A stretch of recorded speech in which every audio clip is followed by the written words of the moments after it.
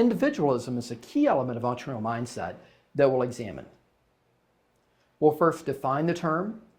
We'll talk about its impact in relationship to the success of entrepreneurship. And we'll also provide a tool to help you assess your own level of individualism. When we define the term, individualism means that you need less support or approval from others. You may place a very high value on independence and freedom and control. There may be a willingness, even a preference, to go against the norm.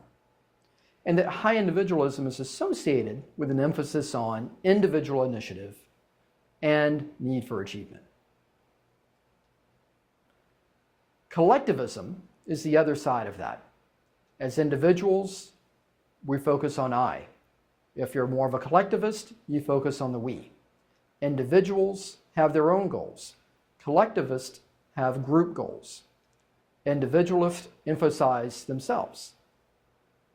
Collectivism, you look at the group emphasis.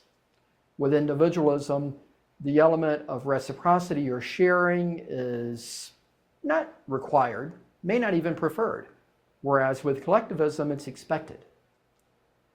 Individuals manage individuals. Collectivism is more about the management of the collective group. And when we look at this and we think about what does that mean in practice, or how is it related to entrepreneurship and decision making, we'll deconstruct and think about this at both the abstract and the concrete levels.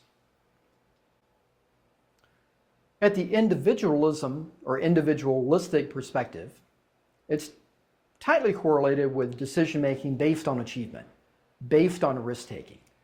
There's more assertiveness. There's more speed to action. Inversely, when we look at collectivism, there's a bit more sensitivity of the group. There's a bit more consideration of not so much that I have low confidence in my decision, in that I have higher confidence when I have developed the buy-in and the consensus of others. There's also a measure of security that's involved as well, of making a more safe decision. What that can mean is that with this collectivism mindset, decisions are a bit slower to come by. They're a bit more complex. You have more viewpoints. You have more individuals and perhaps other groups or organizations that play a role in the decision. You may even avoid some decisions or simply agree to disagree on some areas, and may potentially come up with a suboptimum decision because you're trying to satisfy many different groups that may or may not have common interest. Individualism and collectivism historically were viewed as two very different things, and that people were in one bucket or they were in the other bucket. What we realized of late is that most people have a combination of both of these. What that means is that they may have a we identity and they are concerned about the group, but they may preface their individual goals to those of others. They may have a more of an individual emphasis in their decision making, but they still believe that reciprocity and sharing with the group is critical and valuable. And the management of groups is a priority as well. So here we see a blend of the orange elements from the collectivism and the lighter colored blue elements for the individual, and many of us fall somewhat in combination of the two rather than all one or all the other. As far as what contributes to this mindset, or what contributes to being one or the other, or what degree of both, national and or ethnic cultures play a big role in this. So we look at the cultures, and largely company and national cultures, and their influence. And it often has a lot to do with how we perceive problems, of how we generate our alternatives, of how we select the alternative, and what our decision criteria are for that. The Columbia University recently did a study in collaboration with the Gallup poll in looking at nationally the happiest countries, the 40 happiest places on earth. And you can see here what the relative rankings were, both on the graphic and on the table. And you see Denmark, Finland, Norway, the Netherlands, Canada as the top 5. Switzerland, Sweden, New Zealand, Australia, Ireland, rounding out the top 10. Also note that 40 doesn't mean last in the world. It means 40th of approximately 200 countries. So what we see here is that what causes it? You could think wealth. Many of us would think perhaps you could correlate per capita GDP in dollars, the wealth of the nation, with happiness. But what we see when we look at the top 5, only one of them that ranks in the top 5 of happiness is also in the top 5 of wealth. We see 30s, we see 60s in wealth.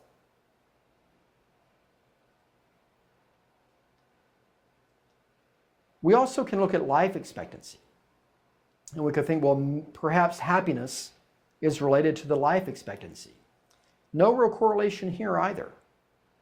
We see that the higher life expectancy countries, the Japan, the Singapore, the Hong Kong, are not in our top 10 happiest either. Well, perhaps it's safety. But it's not. So when we look at the rankings here regarding some of the safest places on Earth, few of them rank high in the happiness context. So when we think about, well, what could it be? We often see, and there's increasingly research to see, that it might be this element of individualism and collectivism, that the happiest places tend to think a little bit more along the lines of collectivism than those that are more individualism in nature. So what this means for you, and to put this in some personal context, is our evaluation of this individualism versus collectivism. And we want to do that by way of directing you to Canvas and encouraging you, one, to be honest and open in your answers. False inputs are just going to give you false outputs.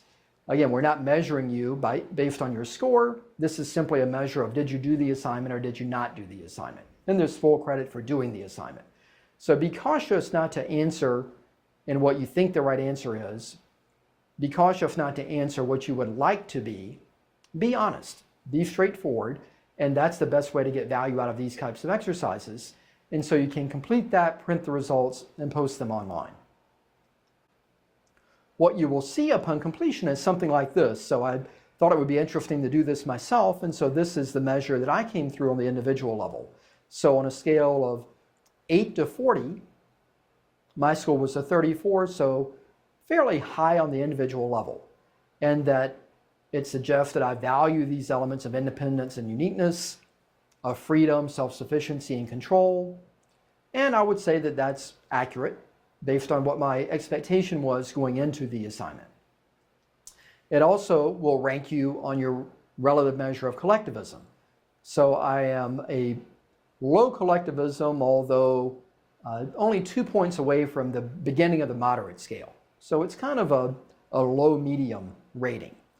And so in this context, high collectivism, as we discussed, align with the group harmony, align with relationships, and things of that nature, which are certainly valuable.